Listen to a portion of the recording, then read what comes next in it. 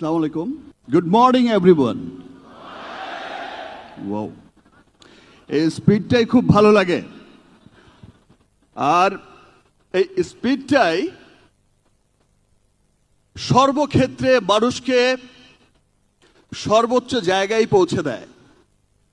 শুধু number one না, number ওয়ানের উপরেও যদি কোনো অবস্থান থাকে যেটাকে কোনো নাম্বার দিয়ে কাউন্ট করা যায় না, তেমন আসনে পৌঁছে দেয়। সফলতার গল্প কার সামনে বলবো? জনাব অঞ্জন চৌধুরীর সামনে। 7:45 তার এখানে আসার কথা, ফোন করে বলল স্যার তো এসে গেছে। ঘড়ির কাঁটায় দেখলাম এখনো 45 বাজতে 2 মিনিট বাকি। তখনই বুঝলাম যে মানুষ শুধু এরকম নাম্বার ওয়ান হয় না অঞ্জন চৌধুরী সাহেবদের মতো।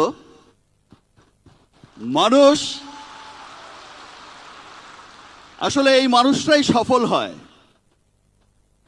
এই যে কঠোর পরিশ্রম, এই যে একজন বিলিনিয়ার হওয়ার পরেও, দেশের এত বড় একজন সফল মানুষ হওয়ার পরেও, এত বিশাল কোম্পানির মালিক হওয়ার পরেও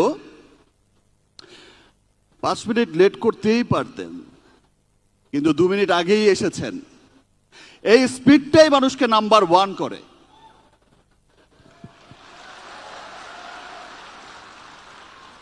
এই পরিশ্রমটাই মানুষকে নাম্বার ওয়ান করে।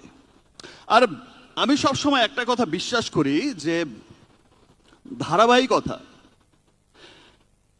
দেখেন, যে কোনো সেটা পণ্য হোক আর মানুষ হোক, কিছু মানুষকে দেখবেন যে কোনো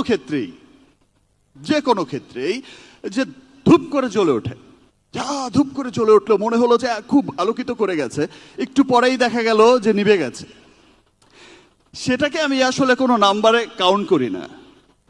সেটা মনে হয় যে ঠিক আছে, একটা এসেছিল আবার চলে গেল।